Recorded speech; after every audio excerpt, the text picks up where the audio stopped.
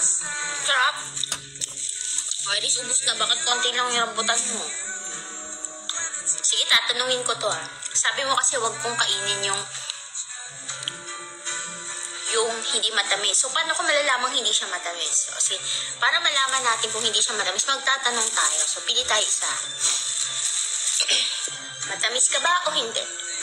Matamis. Oh, matamis. Kainin natin.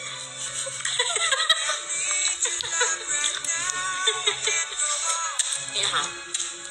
Matamis ka ba o hindi? Matamis. Matamis. Matamis daw siya. Kainin natin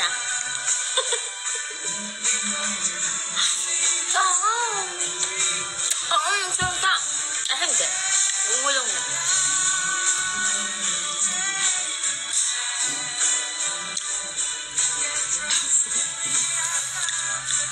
Bumulong siya.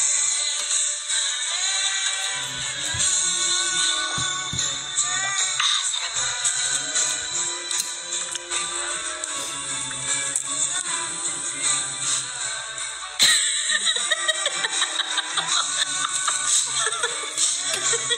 Joke lang.